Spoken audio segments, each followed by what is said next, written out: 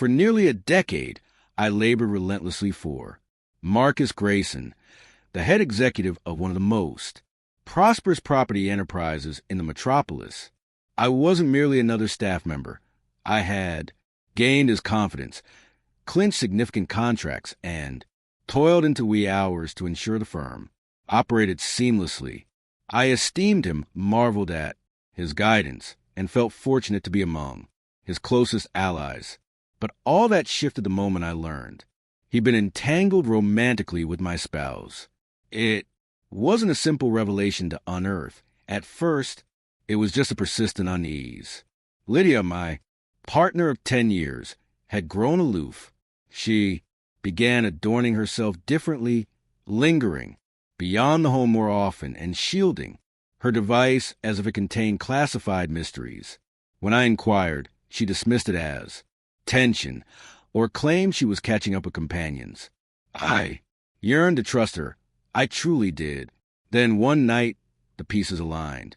She'd informed me she was headed to A, supper with some pals. But scarcely an hour after her departure, I received a note from A, colleague. Hey, spotted your wife at the Regal Palace. Thought you two were lodging there. My gut sank. That wasn't where she'd said she'd be. I bolted from the residence at once. The Regal Palace was a lavish venue, the sort of locale Marcus often chose for corporate rendezvous, or, as I was soon to discover, something far more sinister. Upon arrival, I stayed discreet, observing from the foyer, and then I glimpsed them, Lydia emerging from the lift, adjusting her locks, with Marcus trailing right behind. They didn't notice me, too engrossed in their murmur exchange, too assured they'd evade detection. But in that instant, I knew this wasn't mere conjecture anymore. It was tangible. I felt my insides churn, a blend of fury and disgrace searing through me.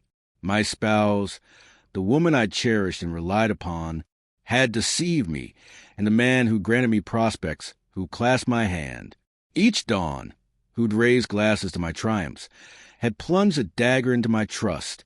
Yet I held back from challenging them. Not then. If I was to topple them, I needed cunning. Over the following week, I amassed evidence. Lydia's messages grew more covert, but she wasn't as cautious as she believed. I scoured our joint call logs, late-night chats to a number I recognized.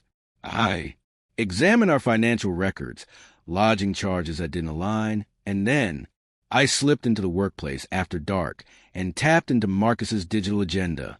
He had clandestine appointments slotted at peculiar times, always at sites beyond the office.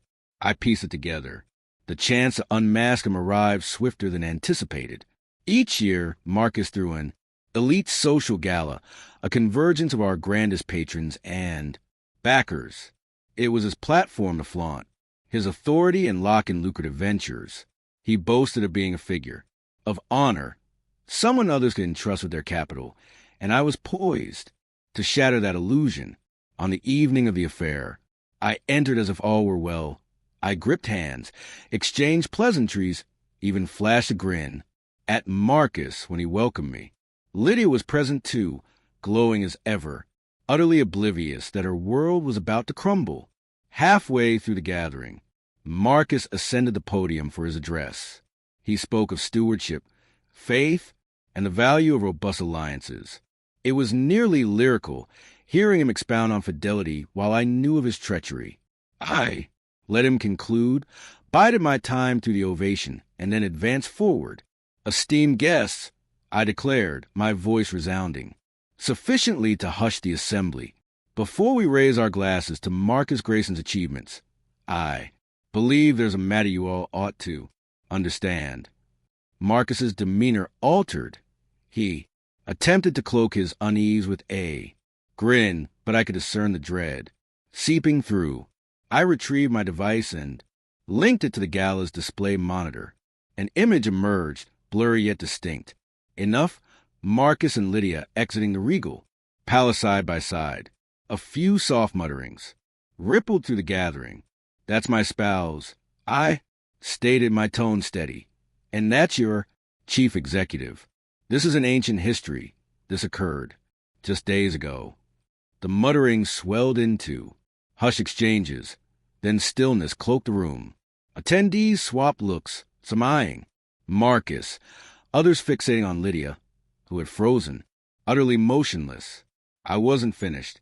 I tapped again, and a capture of their correspondence flooded the screen. Can't erase last evening from my mind. Same hour next time? More shock breaths, more quiet chatter. A fellow near the rear even emitted a faint hum of surprise. Marcus lunged forward, his complexion ashen, his teeth gritted. "This is absurd," he scoffed, feigning amusement. "This is a personal affair, not the venue." "Oh, but it is the venue," I interjected, "for reliability and honor-counting commerce, don't they?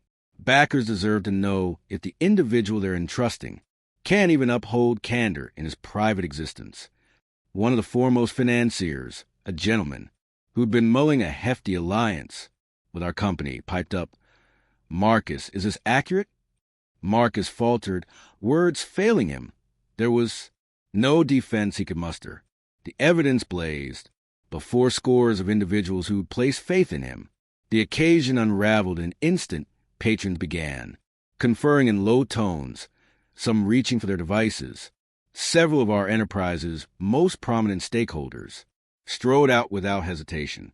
Marcus appeared, as though he longed to strike at me, but he realized any retort would only deepen his plight. Lydia stretched toward me, but I recoiled. She'd sealed her fate by the night's close. Marcus's dominion was already fracturing. The following dawn, backers rescinded their agreements. Patrons pulled away, and the corporation's council convened in urgent session. Within days, he was compelled to relinquish his post. As for Lydia, she pleaded, she wept, she vowed it was an error, but there was no redemption from this. I gathered my belongings, abandoned the residence, and never glanced rearward. Marcus forfeited his profession. Lydia lost her union, and I departed with my pride intact and an employment proposal from one of our fiercest rivals. Ultimately, they wagered their scheme, but I ensured I emerged victorious.